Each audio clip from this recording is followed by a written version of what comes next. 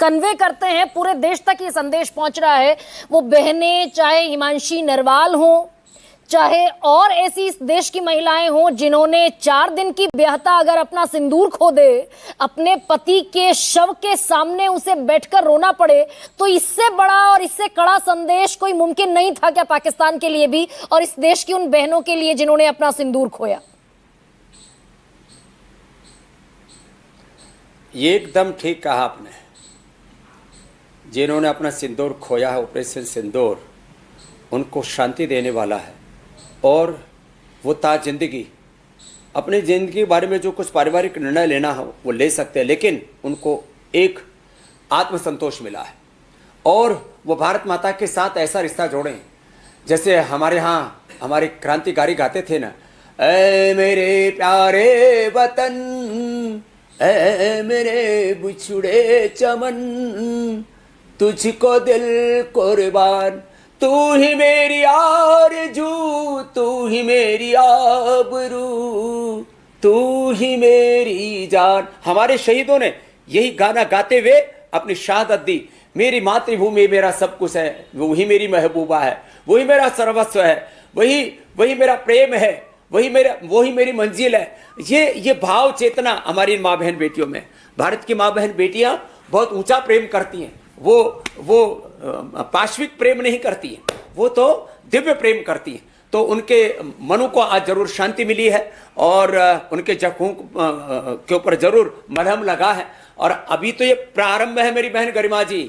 अभी तो जब तक पूरे पाकिस्तान से इन पापियों का सफाया नहीं हो जाएगा, अभी तो पाकिस्तान को आतंकिस्तान इन्होंने बना रखा है। ये जो तस्वीरें हैं बाबा रामदेव, बिल्कुल आप दुरुस्त कह रही हैं, जो तस्वीरें हैं ये जब देखेगा पाकिस्तान तब सिखाएंगे हमारे मोदी जी। ये तस्वीरें जो टेलीविजन स्क्रीन पर चल रही हैं, जो आज सेना ने बाकायदा पूरे देश के सामने रखी और बताया कि पाकिस्तान के भीतर के 4 कैंप्स और पाक ऑक्यूपाइड कश्मीर के भीतर के 5 कैंप्स जैसे तबाह किए गए। जब तस्वीरें देखेगा पाकिस्तान तब जख्मों पर नमक भी एक तरीके से महसूस होगा पाकिस्तान को।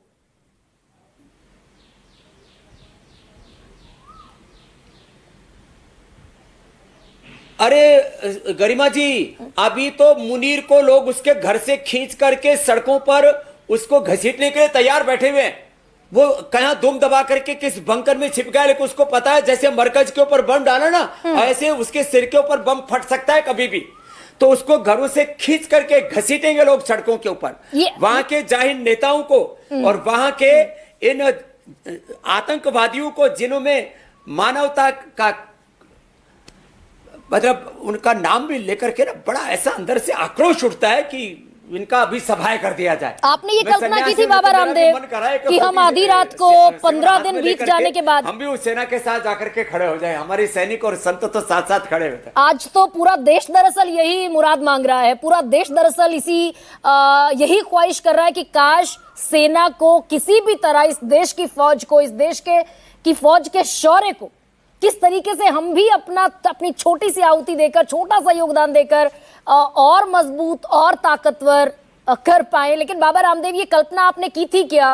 आपके मन में क्या चल रहा था जब पहलगाम हुआ 22 अप्रैल को, 15 दिन पहले जिस तरीके से धर्म पूछकर मारा गया, आपके भीतर किस तरीके के उद्गार थे? क्या आपकी तमन्ना थी? क्या चल रहा था मन के भीतर?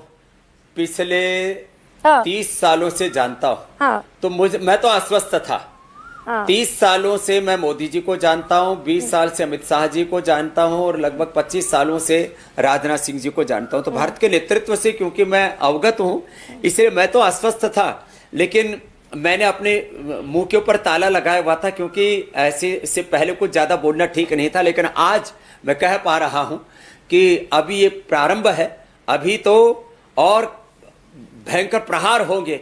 और जब तक ये पाकिस्तान के सारे पापी त्राहिमाम नहीं करेंगे, तब तक जब तक अपने अंतिम अंजाम तक इनको नहीं पहुंचा देंगे, जो हुर्रे इनका इंतजार कर रही है ना, वहां जल्दी इनको भेजना है।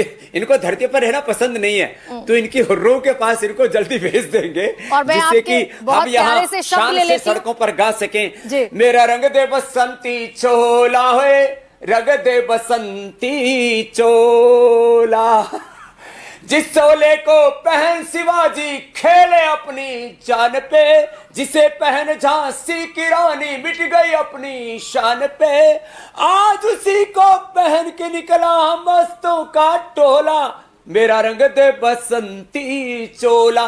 तो मेरी तरह से इस देश के जवान, मैं भी अभी लगभग 60 साल का होने जा रहा हूं, लेकिन अभी जज्बा बहुत है। जरूरत पड़ेगी तो हम भी सेना में भर्ती हो जाएंगे, भारत का सिर नहीं झुकने देंगे। एब्सोल्युटली। और आपके जो बहुत प्यारे से शब्द है मैं ले लेती हूँ कि अभी तो प्रारंभ है, अभी तो प्रहार होगा, अभी तो सिर्फ 9 आतंकी कैंप ध्वस्त हुए हैं।